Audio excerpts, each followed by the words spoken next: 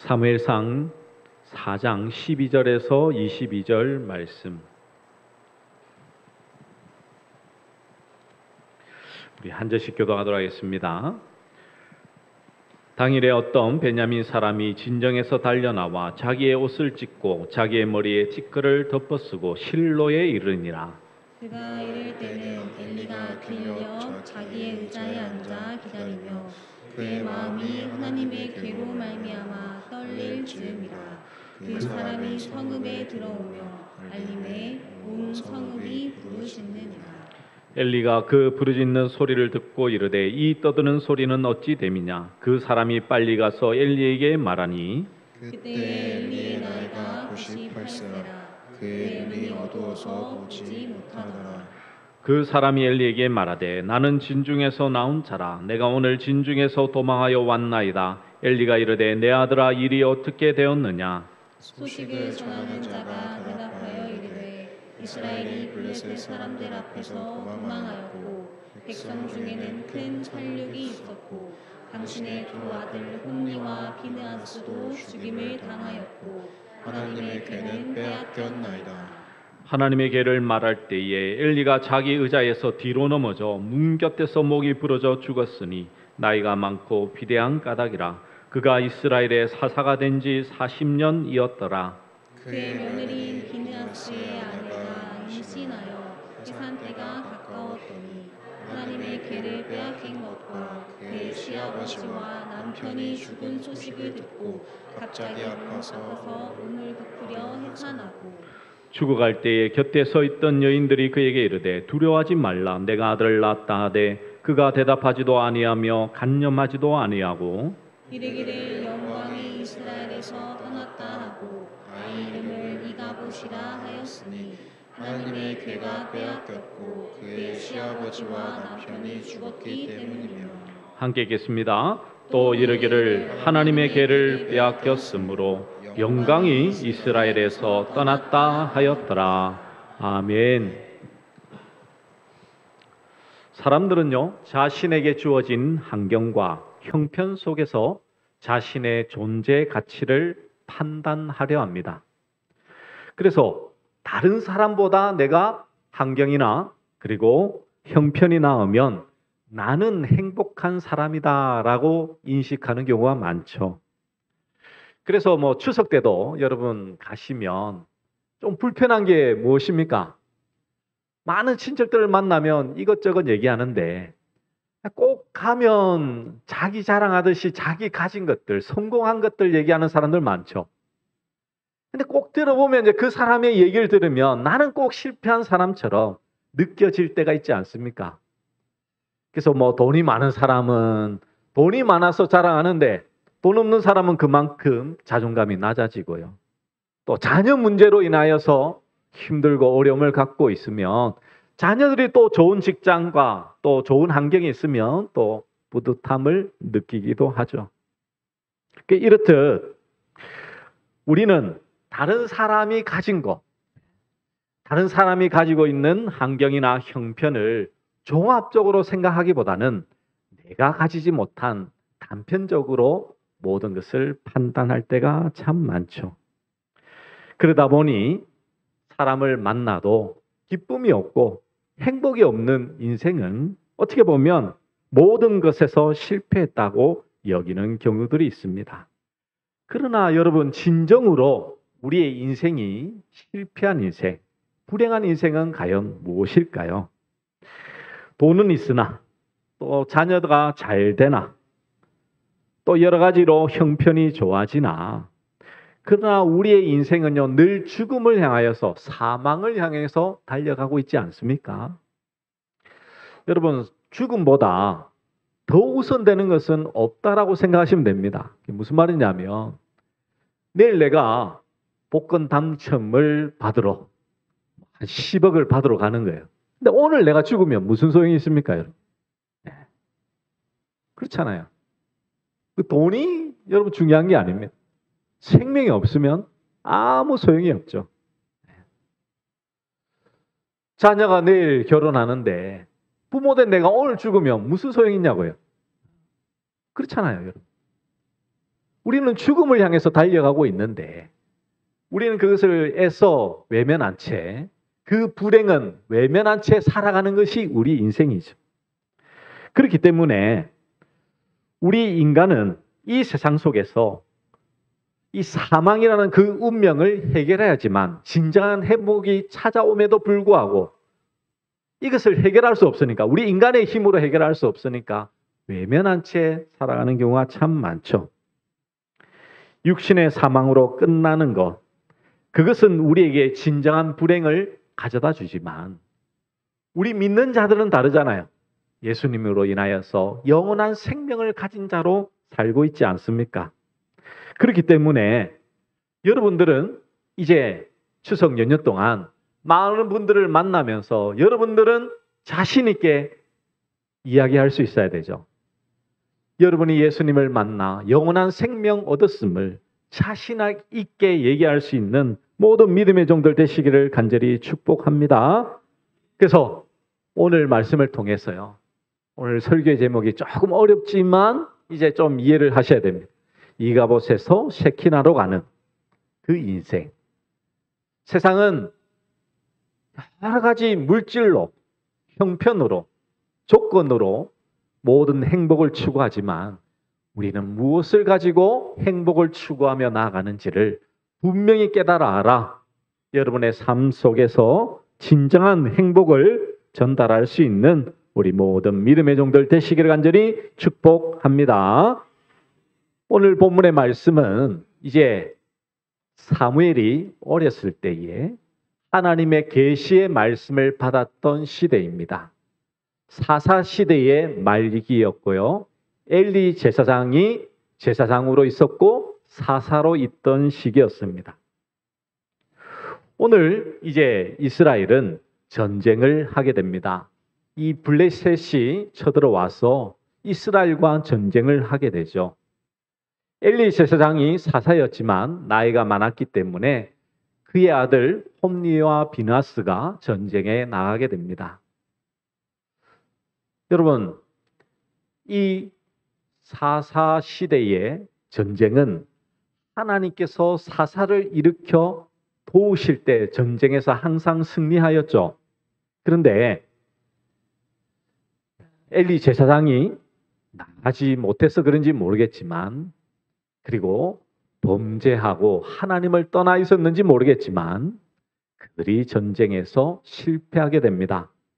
4,000명이 죽게 되는 그 실패를 경험하게 되죠. 그런 가운데에 그들은 이제 회의를 한 겁니다. 우리가 왜 전쟁에서 실패했나? 그것은 바로 하나님의 언약궤가 없었기 때문이다. 왜냐하면요, 하나님의 언약궤는 이스라엘에게 있어서 가장 중심되는 신앙의 중심이었기 때문이죠. 출애굽을 할 때나 전쟁에 나갈 때나, 그리고 이 정말 성소에 있을 때나 항상 하나님의 언약궤가 그들과 함께함으로 전쟁에서 승리를 주기도 하고요, 인생에 있어서 진정한 행복을 가져다 주기도 했기 때문입니다. 그래서 이제 하나님의 언약궤를 들고 나가면 전쟁에 승리할 거라 생각하고 그들은 전쟁에 나가게 되죠. 근데 놀라운 사실은 이 언약궤를 들고 나간 두 번째 전쟁에서 약 3만 명이 죽게 됩니다. 그 전쟁으로 인하여서 그 중심에 있었던 홈니와 비나스가 죽게 되고요, 하나님의 언약궤도 블레셋에 빼앗기게 됩니다. 여러분 생각해 보십시오. 지금까지 이스라엘의 전쟁은 하나님께서 언제나 함께 하심으로 승리하였던 전쟁이었습니다. 그렇죠? 무기가 많았거나 군사력이 뛰어나서 전쟁에 성공했던 적이 없어요. 모든 면에 있어서 뒤처졌지만 하나님이 함께 하심으로 승리했던 이스라엘이었습니다.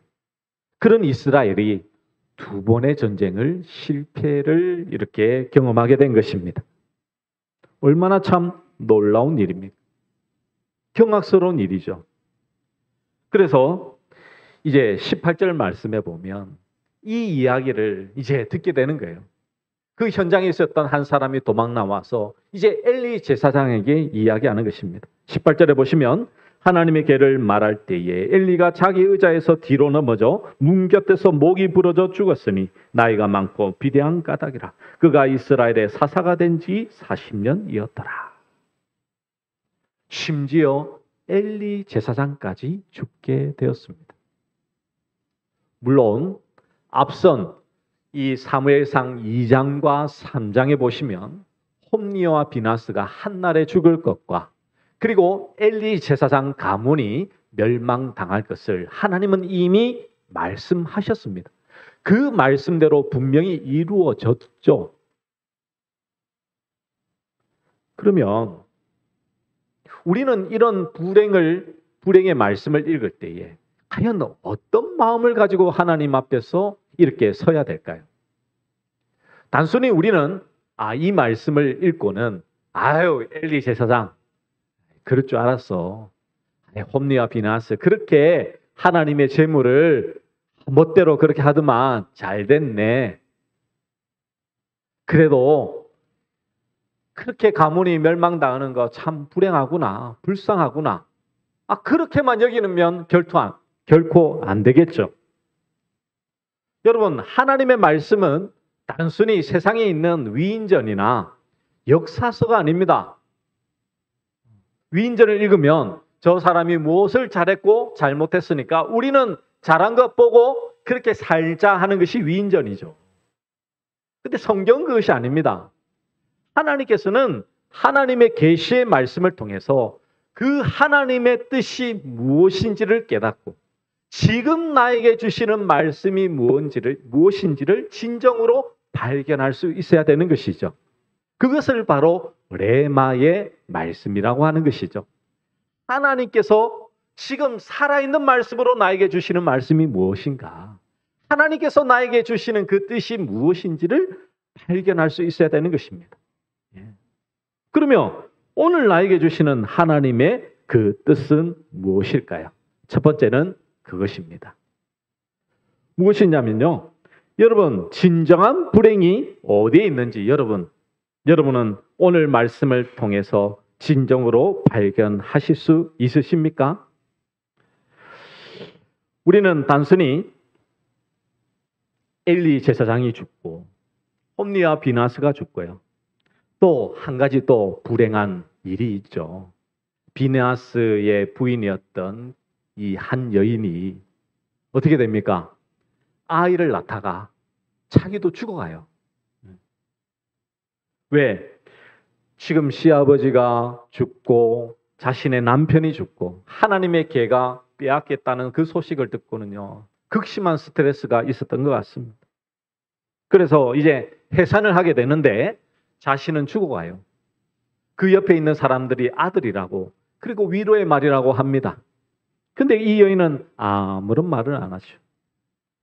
그러면서 하는 말이 무엇입니까? 21절에 보시면 이렇게 말합니다. 21절 말씀 우리 같이 한번 읽어볼까요? 준비 시작. 이르기를 영광이 이스라엘에서 떠났다 하고 아이 이름을 이가봇이라 하였으니 하나님의 괴가 빼앗겼고 그의 아버지와 남편이 죽었기 때문이며. 아멘. 이 여인은요 이가봇이라고 아이의 이름을 짓습니다.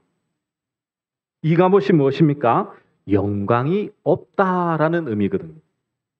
왜요? 지금 하나님의 계도요 빼앗겼고 제사장들도 다 죽어버렸습니다. 하나님께 나아갈 수 있는 그 모든 길들이 뭐가 됐습니까? 다 사라진 거예요. 여러분, 우리는 단순히 오늘 이 말씀을 읽을 때에 그 사람이 죄의 심판을 받아 죽었다는 것에 불쌍함을 여길 수가 있습니다. 그러나 오늘 하나님께서 말씀하시고자 하는 바는 하나님의 영광이 그들에게 없다는 사실이 그들의 인생에 있어서 가장 불행함을 지금 말씀하고 있는 것이죠. 세상은 하나님의 영광에 대해 무관심합니다. 하나님의 영광이 떠났든 말든 세상의 것이 자신과 함께하는 것으로 만족하며 살아가죠. 하나님의 영광이 없는 것이 자신의 불쌍함이 아니라 세상의 것이 없는 것이 자신을 불쌍한 존재로 만든다라고 생각합니다. 그래서 오늘 하나님께서는요, 우리 인생의 진정한 불쌍함이 무엇인지를 좀 깨달으라고 그 이스라엘에게 지금 말씀하고 있는 거예요. 무엇을 통해서? 바로 하나님께로 나아가는 그 언약궤를 블레셋에게 빼앗기게 함으로 말미암아. 여러분, 하나님께 나아갈 수 있는 길은요, 그 당시에는 바로 이 언약궤 앞에서 하나님께 제사를 드리는 방법밖에 없었습니다. 그리고 그 제사를 드리는 제사장이 그 어린 양의 피를 가지고 언약궤 위에 뿌려야지만 어떻게 됩니까? 그 모든 이스라엘이 깨끗함을 입고 하나님께 나아갈 수 있었죠. 근데 그게 지금 다 사라진 거예요. 하나님의 영광이 떠났고 생명의 길이 사라졌던 그 비참함을 너희는 깨달으라는 거예요. 여러분, 이스라엘은 더 이상 이스라엘이 아닙니다. 왜 그렇습니까? 하나님을 만날 길이 없다니까요. 하나님의 임재의 장소가 사라진 거예요. 아무리 여러분 성전을 잘 지어놓은들 하나님의 언약궤가 없으면, 법궤가 없으면 그 성전 아니에요, 여러분. 그렇죠?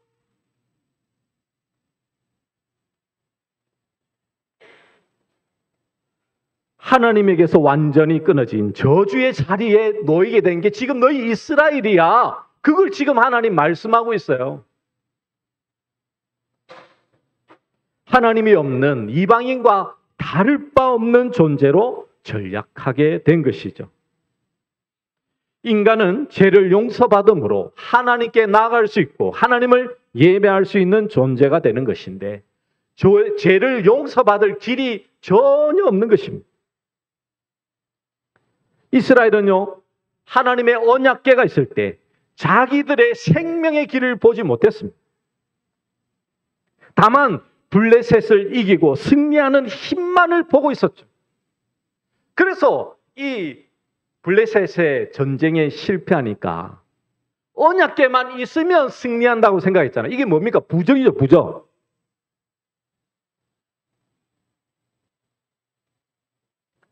여러분, 부적이 하는 역할이 뭡니까? 부적이 있으면 성공하고 부적이 없으면 불행하고.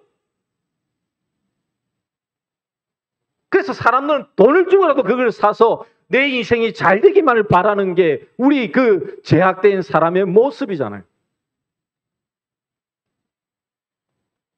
이스라엘은 언약궤 자체가 그 언약궤가 하는 그 역할, 그 의미는 생각하기보다는 그냥 그 능력, 그게 부적처럼 그들에게 작용한 거죠.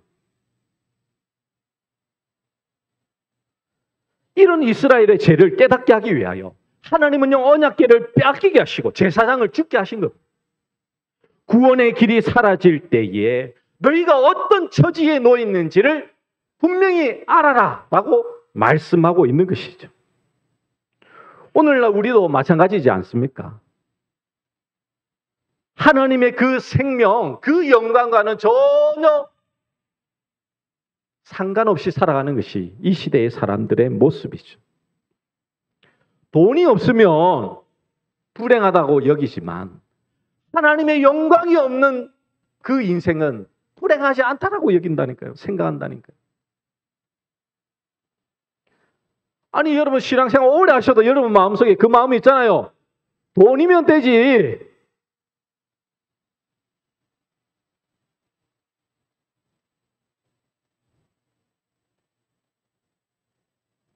사람이 공기가 없으면 죽습니다.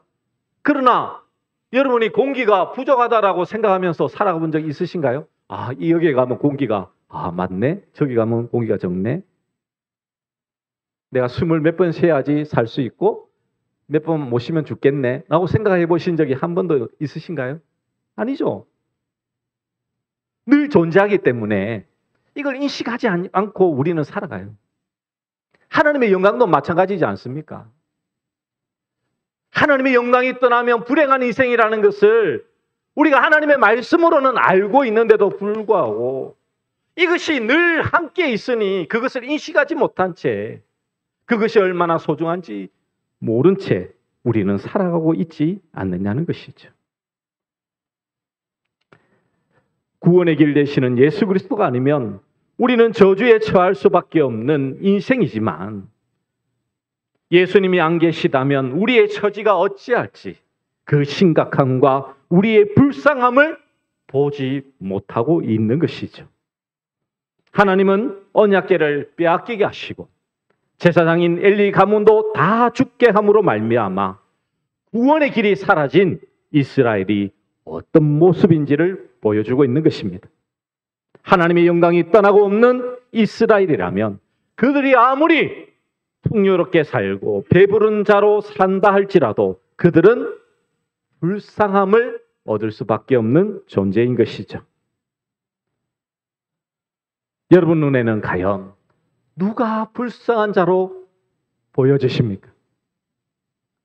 정말 돈 없는 사람이, 집 없는 사람이 불쌍한 사람입니까? 아니면 하나님을 모른 채 하나님의 영광 없이 살아가는 자가 불쌍한 자입니까?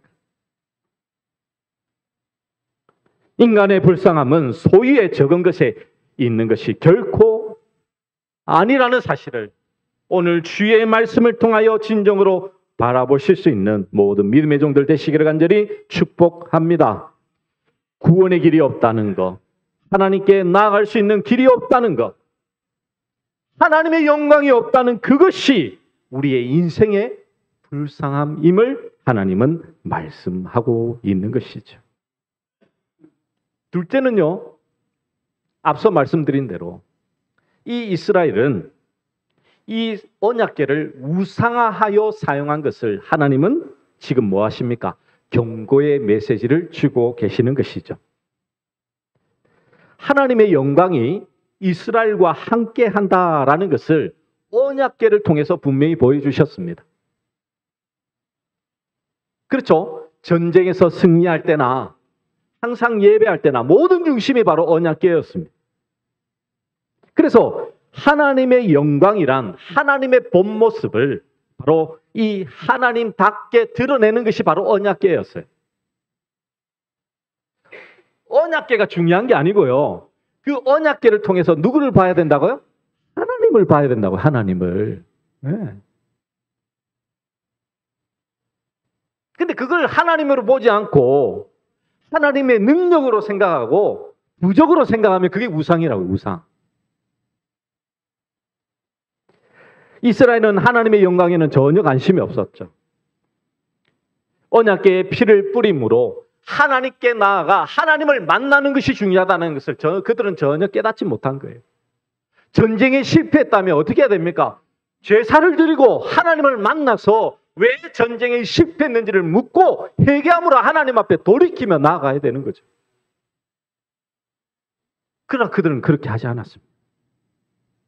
단순히 자신들에게 닥친 그 위기를 벗어날 궁리만 하고 있었던 것이죠.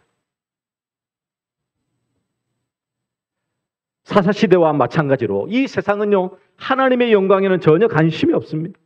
이스라엘이 언약궤라는 도구를 이용하여 하나님의 승리를 거저 얻을 수 있는 것이라고 생각하는 것과 마찬가지로 우리는 예수님을 우리의 성공의 도구로만 생각하고 있지는 않으십니까?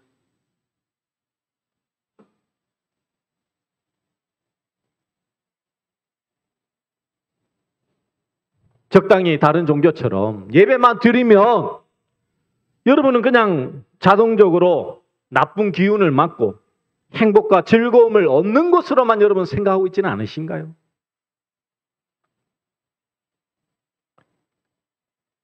정말 오늘 예배에 나오셔서 여러분이 무엇을 기대하고 지금 예배를 드리고 있냐고요.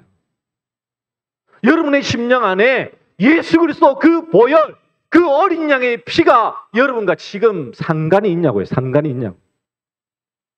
하나님 앞에 나올 때에 여러분의 죄를 깨닫고 자복하며 엎드리며 하나님 용서해달라고, 내 죄를 하나님 용서해 주시고 나를 구원해달라고, 그런 마음이 여러분의 마음편에 조금이라도 있냐고.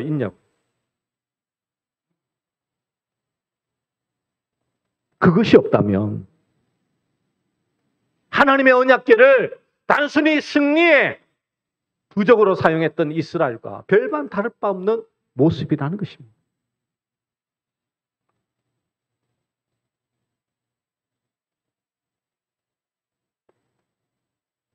여러분, 오직 하나님의 영광은 예수 그리스도만을 통하여 드러내시는 분이십니다. 예수님은 하나님의 영광이시죠. 그것을 성경은 이렇게 말씀하고 있습니다. 우리 고린도 후서 4장 6절 우리 한번 말씀 한번 하면 띄워주시겠어요?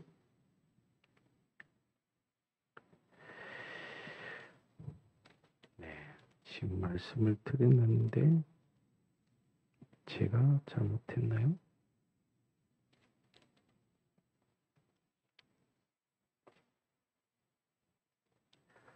아니, 제가 보내드렸던 말씀 띄워주세요. 네, 고린도서 4장 6절 말씀 우리 한번 같이 한번 읽어봅시다. 준비 시작. 그런 데서 지라 말씀하셨던 그 하나님께서 예수 그리스도의 얼굴에 있는 하나님의 영광을 아는 빛을 우리 마음에 비추셨느니라. 여러분, 예수 그리스도의 얼굴에 있는 하나님의 영광을 우리 마음에 어떻게 하셨다고요? 비추셨다고요. 내가 예수 그리스도를 믿으면 세상은 이가 보십니다. 하나님의 영광이 없어요. 사라졌습니다. 그러나 우리는 예수 그리스도 안에서 하나님의 영광을 아는 빛을 우리는 보는 거예요. 이게 얼마나 중요한 말씀인 줄 압니까?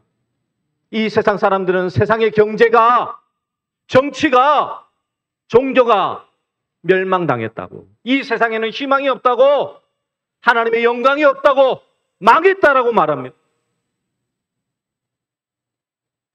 진짜 그런가요? 여러분이 지금 망한 인생으로 살고 계십니까?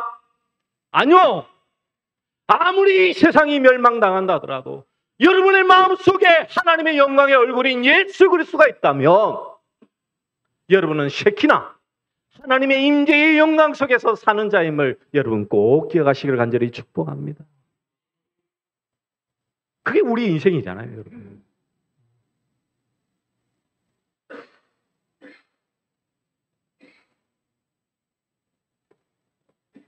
그래서 여러분, 우리는요, 세상을 향해서 탓할 것 없어요. 누군가를 향하여 저주할 필요도 없습니다. 왜 교회가 세상을 향하여 그렇도록 비난하는지 나는 모르겠습니다. 이 세상의 죄가 나의 죄임을 깨닫고 하나님 앞에 엎드리며 나갔던 느헤미야처럼, 다니엘처럼 그렇게 기도하는 자를 하나님은 지금도 찾고 계시지 않겠습니까, 여러분? 말씀을 정리하면 맺습니다. 예수님은 하나님의 영광을 그 십자가에서 드러내신 분이시죠. 십자가는 나 자신을 부인하고 내가 죽는 것이 십자가입니다. 나는 아무것도 할 수 없다는 철저한 자각에 의해 죽어지는 것이 십자가인 것이죠. 그러므로 우리는 하나님의 영광이 떠난 세상을 향하여 기대하거나 소망하지 마시고, 그것이 없다고 실망치 마시고요. 오늘 우리에게 주어진 이 쉐키나의 영광, 하나님의 임재인 임마누엘의 예수 그리스도로 말미암아 하나님의 영광을 바라보시면서 그 영광이 나와 영원토록 함께하는 그 은혜로 말미암아 매일의 삶을 살아가는 우리 모든 믿음의 종들 되시기를 간절히 축복합니다. 우리 말씀을 기억하며 우리 함께 찬양하도록 하겠습니다. 내는 주의 영광을 보내 함께 찬양하도록 하겠습니다.